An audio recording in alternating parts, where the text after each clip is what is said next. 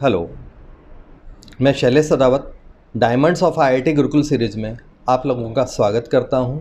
इस सीरीज़ में आप लोगों के साथ गेट टुगेदर होगा जो आईआईटी मेडिकल और इंजीनियरिंग फील्ड के टॉप लेवल के जो बच्चे हैं जिन्होंने सूरत का ही नहीं पूरे देश का नाम रोशन किया है। उन बच्चों से उनके एक्सपीरियंस शेयर किए जाएंगे जिससे आपको ये समझने और पहचानने का मौका मिलेगा कि किस तरह से अपने फील्ड में टॉप किया जाए। तो आज की इस सीरीज़ में मैं आप लोगों के साथ सूरत के ही एक बहुत होनहार बच्चा ऋषि पटेल, कई लोग नाम सुनते ही चौंक गए होंगे क्योंकि बच्चे के रिकॉर्ड बहुत अच्छे हैं, उससे आपको गेट टुगेदर कराता हूं। तो उससे मिलवाने से पहले आप पहले ऋषि पटेल की शक्ल देखिएगा, उसके बाद आगे की बात करते हैं। ऋषि जी, आप अपने बारे में कुछ बताइएगा। यस सर, अभी मैं आईआईटी दिल्ली में पढ़ता हूँ इलेक्ट्रिकल इंजीनियरिंग ब्रांच में, और मेरा जेईई एडवांस में 416 रैंक था और अभी मैं 4th ईयर में हूँ। हाँ, ऋषि पटेल ने एक्चुअली थोड़ा शर्मीला बच्चा है, तो ऋषि पटेल ने अपने अचीवमेंट्स बताए ही नहीं है, मैं आपको बता देता हूँ। बहुत छोटी उम्र से इसने अपने आप को कॉम्पिटिटिव फील्ड में ढाल लिया था। 6 से मैं इस बच्चे को जानता हूँ, तो 6 स्टैंडर्ड से इसने बहुत बड़े अचीवमेंट्स लिए हैं। अचीवमेंट्स का अगर मैं पूरी लिस्ट निकालूं तो पता चला 10 मिनट तो अचीवमेंट्स बताने में निकल जाएंगे। तो मेन अचीवमेंट्स बता दूं, ये एनटीएससी स्कॉलर है बच्चा, केवीपीवाई स्कॉलर है, जूनियर साइंस ओलंपियाड जो होमी भाभा वाला होता आईएपीटी का, उसके कैंप को अटेंड करके आया है, सुपर 35 बच्चों में आ चुका है। केमिस्ट्री फिजिक्स ओलंपियाड का फर्स्ट लेवल क्रैक करके सेकंड लेवल अपीयर स्टूडेंट है आईएपीटी ऑर्गेनाइजेशन का। आरएमओ का सेकंड लेवल क्रैक किया हुआ है इस बच्चे ने। बहुत लंबे हैं, छोटे से अचीवमेंट बता रहा हूँ। आईआईटी में 416 रैंक है जो अपने आप में एक बहुत बड़ा ज़बरदस्त अचीवमेंट है। तो अभी मैंने इसका अभी भी पूरा इंट्रोडक्शन नहीं हुआ है, बट फिर भी मैंने आपको इसका एक छोटा सा इंट्रोडक्शन दिया है। और अभी ये आईआईटी दिल्ली में इलेक्ट्रिकल से फाइनल ईयर में चल रहा है।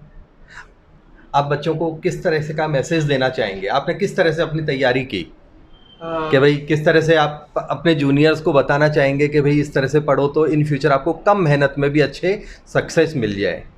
आई थिंक मतलब मैंने अराउंड 5th-6th स्टैंडर्ड के अराउंड कॉम्पिटिटिव एग्ज़ाम्स देना शुरू कर दिया था। जैसे स्कूल में शुरू में एसओएफ के ओलंपियाड्स होते हैं, उससे शुरुआत की थी, और फिर धीरे धीरे तो उसमें बेसिकली ये था कि जब मैं 5th में था तो मैं ये कोशिश करता था कि 5th का स्कूल का जो सिलेबस है वो जल्द से जल्द ख़त्म हो जाए और मैं 6th आगे वाले स्टैंडर्ड का पढ़ सकूं। और क्योंकि स्कूल का करिकुलम उतना डिफ़िकल्ट नहीं होता है और कॉम्पिटिटिव एग्ज़ाम्स में प्रिपेयर करने के लिए आपको थोड़ा आगे का पढ़ना पड़ता है, तो इसलिए मैं आगे वाले स्टैंडर्ड्स की थोड़ी बुक्स पढ़ता था शुरू में। और 7th में मैंने आईआईटी गुरुकुल ज्वाइन किया था। उसमें भी फिर उसमें जैसे ही मेरे को, अगर मैं 7th में हूँ तो अगर मेरे को 8th के क्वेश्चंस में कुछ डाउट्स है या केमिस्ट्री फिज़िक्स के कुछ एडवांस टॉपिक्स में डाउट्स है, तो मैं वो आईआईटी गुरुकुल में आके सर लोगों से क्लियर कर लेता था। और मतलब बेसिकली यही है कि खुद से पढ़ना पड़ेगा। स्कूल में जो पढ़ाया जा रहा है उससे वो इनफ नहीं होगा, खुद से कोशिश करनी पड़ेगी, और गाइड करने के लिए तो टीचर्स है ही। इन शॉर्ट आपका ये कहना है कि भाई जिस क्लास में हो उस क्लास का तो सिलेबस आपको कवर करना ही है। अगर आपको टॉपर बनना है तो एटलीस्ट 1-2 क्लास अप चलते जाओ, अपनी मेंटलिटी अपडेट करके रखो कि आपको एक्स्ट्रा सीखना है, एक्स्ट्रा करना है, तभी आप इंडिया लेवल पे अपने आप को अपीयर कर पाओगे। हाँ, क्योंकि अपने स्टैंडर्ड का तो स्कूल में वैसे ही पढ़ा देते हैं और वो उतना डिफ़िकल्ट होता नहीं है, तो जो एक्स्ट्रा टाइम मिलता है उसमें हम थोड़ा आगे का पढ़ सकते हैं ना, ताकि, और टीचर्स तो है ही समझाने के लिए, तो उतना डिफ़िकल्ट नहीं होना चाहिए और बेनिफिशियल ही होगा अगर आगे का पढ़। तो एक जनरल डिस्कशन होता है कि भाई कौन सी क्लास से हम लोगों को, कई बच्चे हमसे भी पूछते हैं तो हम तो बच्चे के हिसाब से बोल देते हैं, बट मैं आपसे पूछना चाह रहा हूँ क्योंकि आपने 6-7 से ही चालू कर दिया था, तो कौन सी क्लास से बच्चे को अपने कैरियर के लिए थोड़ा सीरियस हो जाना चाहिए? 5th 6 से या 9th से या 11th से? आपका क्या एक्सपीरियंस है उसमें?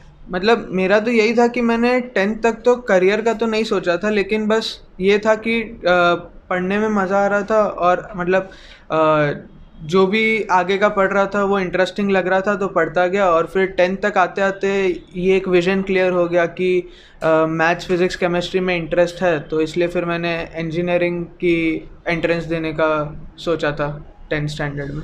देखा आपने, सुना, मज़े की बात है कि जिस बच्चे ने सारे रिकॉर्ड बनाए हुए हैं अपने टाइम के, जूनियर साइंस ओलंपियाड की सेकंड लेवल 9th लेवल में ही अपीयर कर चुका है, इंडिया के सुपर 35 में आ चुका है, और वो बच्चा अभी ऐसा कह रहा है कि मैंने साइंस मैथ्स का बहुत सीरियसली नहीं सोचा। तो मीन्स इसका शायद यही मतलब होगा कि भाई अपना काम करते जाओ, हमारा काम है अच्छी तरह से बेस बनाना, जो जिस स्टैंडर्ड में है उस लेवल को अपीयर करते जाओ, रास्ता अपने आप खुलता जाएगा। हाँ, क्योंकि मतलब करियर का तो बहुत दूर का हो गया ना, क्योंकि अगर आप 9th में कुछ सोचते हो तो 7 साल बाद का सोचना बहुत मुश्किल है।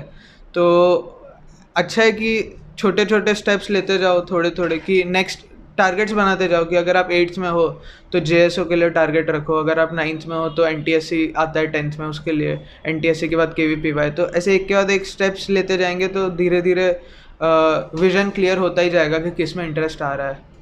हाँ बिल्कुल, ये बात बहुत सही बोली है ऋषि ने, क्योंकि जनरली एक सबसे बड़ा ड्रॉबैक जो हम लोग भी देखते हैं वो यही होता है कि बच्चा बैठता है, जब स्कूल ओपन होता है या कहीं कोचिंग ज्वाइन करता है तो पहले दिन बैठता है, साल भर का टारगेट बना लेता है, मेरा टाइम टेबल ये रहेगा। बट हकीकत ये होती है कि वो शायद हफ्ता भर भी टाइम टेबल फॉलो नहीं होता। तो बेटर है कि पूरी लाइफ का मतलब एक गोल बनाओ, उसके बजाय एक छोटे छोटे, जो ऋषि ने बोला कि एवरी ईयर या 2 ईयर का ही एक टारगेट बनाओ कि मेरे को 8th 9th में ये क्रैक करना है, ये गोल अचीव करना है, 10th में ये करना है, 11th में ये करना है, रास्ता अपने आप ही, सीढ़ियाँ अपने आप अप होती जाएंगी। तो डेफिनेटली आप इस चीज़ के फेवर में हैं कि 9th 10th में NTSC को फोकस ज़्यादा किया जाए, फिर 11th में KVPI को किया जाए, मेडिकल इंजीनियरिंग तो अपने आप हो जाएंगे।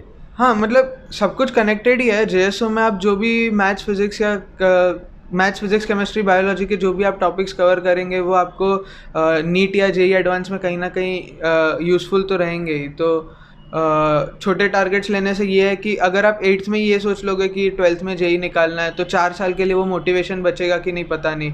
तो उससे अच्छा अगर आप ईयरली मोटिवेशन रखते हो तो मेरे हिसाब से ज़्यादा फॉलो कर सकते हो। डेफिनेटली यहाँ पर मेरी और तेरी मेंटेलिटी बहुत मिलती है ना। मैं भी बच्चों को यही बोलता हूँ कि स्टेप बाय स्टेप चलो। ठीक है, अभी जो एक कॉमन, क्योंकि खैर ये बात अभी डिस्कस करना थोड़ा अजीब लगता है बिकॉज अभी तो सारी दुनिया मोबाइल से चल रही है लॉकडाउन के इफेक्ट के कारण, बट आपका क्या मानना है इसमें कि मोबाइल और सोशल मीडिया पे एक्टिव रहना चाहिए बच्चे को या नहीं रहना चाहिए, स्पेशली 12th तक? 12th के बाद तो ट्रैक मिल जाता है तो बच्चा भी मैच्योर हो चुका होता है, but 11th 12th 9th 10th के जो बच्चे हैं उनके लिए क्या मैसेज है आपका? मतलब पर्सनली पहले तो मैं अपना बता देता हूँ कि मैंने 12th तक तो सोशल मीडिया मतलब रेयरली कभी यूज़ करता था। जैसे एग्ज़ाम दे के आया हूँ, ऐसा आधा घंटा पेरेंट्स ने अपना फ़ोन दे दिया और मैंने यूज़ कर लिया। बाकी मैंने 12th तक स्मार्टफ़ोन भी यूज़ नहीं किया था। तो उससे ये है कि हमें शुरू में लगता है कि हम कंट्रोल कर लेंगे कि हम कितना टाइम मोबाइल यूज़ करते हैं, लेकिन अभी भी मतलब एडल्ट्स भी कंट्रोल नहीं कर पाते मोबाइल पे। तो मुझे तो लगता है कि मोबाइल से जितना हो सके दूर ही रहना चाहिए। और अभी ऑनलाइन क्लासेस चल रहे हैं तो हम ये कर सकते हैं कि ऑनलाइन क्लासेस अटेंड किए और फिर फ़ोन, मतलब जो भी मोबाइल फ़ोन या लैपटॉप है वो पेरेंट्स को दे दिया कि मतलब सेल्फ कंट्रोल बेस्ट ऑप्शन है। लेकिन अगर नहीं हो पा रहा है तो पेरेंट्स को बोलो कि थोड़ा स्ट्रिक्ट हो जाए। ठीक है, आज चलो ये बात तो ठीक है बच्चों के लिए। अभी अभी आप कितना एक्टिव रहते हैं? अभी तो मैं एक्टिव रहता हूँ क्योंकि ज़्यादातर मतलब कॉलेज में आने के बाद ये है कि कॉलेज की जो ज़्यादातर एक्टिविटीज़ होती है वो भी कहीं ना कहीं सोशल मीडिया से लिंक्ड होती है। हमें जो मैसेजेस मिलते हैं वो व्हाट्सएप से ज़्यादा मिलते हैं। ईमेल पे कंटिन्यूसली प्रोफेसर्स के इंस्ट्रक्शंस आते रहते हैं। और जो भी जैसे जो भी क्लब एक्टिविटीज़ होती है वो ज़्यादातर सोशल मीडिया पे होती है। नहीं वो तो ठीक है, पढ़ाई से रिलेटेड ही कह लो, डायरेक्ट इनडायरेक्ट वे में वो पढ़ाई और हमारे कॉलेज से ही रिलेटेड है। मेरा जो क्वेश्चन है कि भाई मस्ती जो सोशल मीडिया पे होता है ना कि इधर सर्च किया उधर सर्च किया फालतू टाइम पास, उसमें कितना एक्टिव है आप? हाँ, सर्फिंग तो नहीं करना चाहिए क्योंकि सर्फिंग करने लगे एक बार तो फिर वो तो एंडलेस है। मतलब डेटा इंटरनेट पे एंडलेस है, वो तो फिर ख़त्म ही नहीं होगा। अगर यूट्यूब में आपने कोई मान लो कि रिजिड बॉडी मोशन का कोई वीडियो से शुरू किया, आपको पता भी नहीं चलेगा और आप सौरव गांगुली का 2003 वाला लॉर्ड्स वाला मैच देखने लग जाओगे, पता भी नहीं चलेगा। तो देखा आपने मतलब कि जब इतना होनहार और टैलेंटेड बच्चा भी अभी तक अपने आप को, जबकि इसका तो गोल और करियर फिक्स हो गया है, तो अभी तक अपने आप को कंट्रोल किया हुआ रखा हुआ है, तो आप क्यों नहीं कंट्रोल कर सकते? तो आपको तो सोशल मीडिया पे, यूट्यूब पर और गूगल पर जितना ज़रूरत है उतना ही सर्च करो, आलतू फालतू की चीज़ें सर्च करने की ज़रूरत नहीं है। हम ये नहीं कह रहे हैं कि भाई आपको अवॉइड करना है पूरा का पूरा, क्योंकि वो तो नेसेसिटी टाइप हो गया है सोशल मीडिया तो, बट उसमें फालतू का टाइम वेस्ट नहीं करना है, क्योंकि कई बार आप देखते भी हो कि 15 मिनट का काम है, आप 2-3 घंटे कब निकल जाते हैं पता ही नहीं चलता, और उसके बाद भी पता चला काम अभी तक ख़त्म हुआ ही नहीं हमारा, क्योंकि आलतू फालतू ही निकल गए हैं। ठीक है, अभी मेरा आपसे अगला क्वेश्चन है कि आपका इन फ्यूचर का भी क्या प्लान है? मतलब आगे पढ़ाई कंटिन्यू रखनी है कि भाई अब अच्छा प्लेसमेंट तो मिल ही जाएगा, वो तो बोलने की ज़रूरत है ही नहीं, IITian है तो उसके लिए कुछ शॉर्ट में बच्चों को बता पाएंगे आप?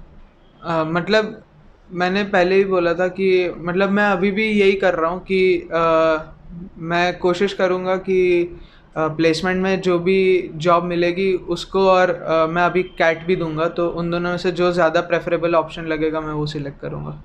ठीक है, चले दूसरा एक जो क्वेश्चन है कॉमन रहता है, क्योंकि कई बार हमें भी लगता है मतलब कि जब जाते हैं कई बार, मतलब हम जैसे थोड़े कम पढ़े लिखे लोगों के बीच में जब आप चले गए तो होता है कि IITian है, ये रैंक है, ये रैंक है, ये रैंक है, तो कैसा लगता है? अजीब लगता है कि अच्छा लगता है कि यार हाँ कॉलर ऊंची हो रही है? कैसा फील होता है आपको? वो फीलिंग शेयर करो। मतलब ऐसा कुछ स्पेशल तो किया नहीं है, मतलब सिर्फ 2-3 क्वेश्चंस का सवाल था, वरना मतलब IIT में एंटर करना मेरे हिसाब से उतना ज़्यादा वो कोई स्पेशलिटी की बात नहीं है, ज़्यादा हार्डवर्क का ही है कि हम लोग जितना सब लोग जा सकते हैं अगर हम लोग स्ट्रक्चर्ड वे में ट्राई करें और काम करें उसकी तरफ। और आपको कुछ स्पेशल फील होता है कि भाई हाँ मैं स्पेशल हूँ इन और लोगों के बीच में जो नॉन IITian है या अच्छे अचीवमेंट वाले नहीं हैं और मैं अचीवमेंट वाला हूँ, तो कई स्पेशल ऐसा कभी फील हुआ है आपको? नहीं, कि अंदर अंदर प्राउड फील नहीं होता? मतलब हमने एक गोल सेट किया था और हमने कोशिश की वो अचीव करने की, और कुछ हद तक हमने किया, वो अच्छा है। लेकिन मतलब IITian होना एक बहुत उतनी बड़ी बात नहीं है, बहुत सारे प्रोफेशंस है और सब लोग, बहुत सारे लोग अपने अपने फील्ड में अच्छा काम कर रहे हैं, तो ऐसा कुछ स्पेशलिटी नहीं। लेकिन हाँ, अपन ने एक गोल अचीव किया था और हमने वो मतलब हमने एक गोल सेट किया था और हमने वो अचीव किया, वो अच्छा लगता है। तो अब UPSC का कोई प्लान है आपका, UPSC एग्ज़ाम क्रैक करने का या देने का? क्योंकि एग्ज़ामशाला जो है वो तो UPSC के लिए फेमस है, मतलब तो उसी के लिए मैंने पूछा आपसे। अभी के लिए तो UPSC का तो नहीं सोचा है, लेकिन हो सकता है डाउन द लाइन, लेकिन अभी के लिए तो नहीं है। अच्छा, अब मेरा आपसे लास्ट क्वेश्चन है कि नई जो जनरेशन है जो अभी specially 7th 8th 9th 10th 11th तक है, 12th वाले बच्चे का तो लास्ट हो चुका होता है, तो उनके लिए आपका शॉर्ट कोई मैसेज हो कि भाई इस तरह चलो तो शायद आप अपना अच्छा रिजल्ट ला पाओ? वही है, छोटे छोटे गोल सेट करो, या फिर मतलब जैसे पीरियोडिक टेस्ट तो होते ही होंगे, तो पीरियोडिक टेस्ट के छोटे छोटे टारगेट्स रखते जाओ कि जो पिछला पीरियोडिक टेस्ट था उससे इस पीरियोडिक टेस्ट में थोड़ा सा इम्प्रूव करना है, और मतलब हर 20 डेज़ पे अपने आप को थोड़ा थोड़ा असेस करते रहेंगे, तो मेरे को नहीं लगता ज़्यादा दिक्कत होनी चाहिए अपन ने जो भी गोल अपना सेट किया है उससे उसको अचीव करने में। चलिएगा, कई बच्चों को लगता है कि यार IIT में सिलेक्शन लाना, IIT में रैंक लाना, मेडिकल में सेलेक्ट होना, रैंक लाना बहुत बड़ा अचीवमेंट है या बहुत स्पेशल टास्क है उनके लिए। ऋषि के लिए तो हर चीज़ नॉर्मल लग रही है, शायद उसने ये सारे एग्ज़ाम्स क्रैक कर पाए हैं और इजीली क्रैक कर पाए हैं इसलिए। तो ठीक है, इन शॉर्ट इनका यही मैसेज है कि आप अपने गोल्स फिक्स करो और उनको लगातार मंथली या 15 डेज़ में रिवाइज करते रहो कि कहीं हम हमारे गोल से पीछे तो नहीं जा रहे हैं। जो आपका टारगेट है वो टाइमली कंप्लीट होना चाहिए। टारगेट सेट करके बैठ गए, पता चला कि आपने सोचा कि फरवरी तक मेरे को सिलेबस ख़त्म करना है और अभी दिसंबर आ गया, दिसंबर तक आपने आधा सिलेबस भी नहीं किया, तो लास्ट के 2 मंथ्स में सिलेबस निपटाना मुश्किल है। तो टाइम पे आप अपना टारगेट ख़त्म करते रहें। होप ऋषि, थैंक यू ऋषि, आप हमारे साथ अपना टाइम स्पेंड किया और आने वाली जनरेशन को कुछ मैसेज दिया अपने एक्सपीरियंस के साथ, और हम आपके बेटर फ्यूचर के लिए भी कामना करते हैं। Thank you.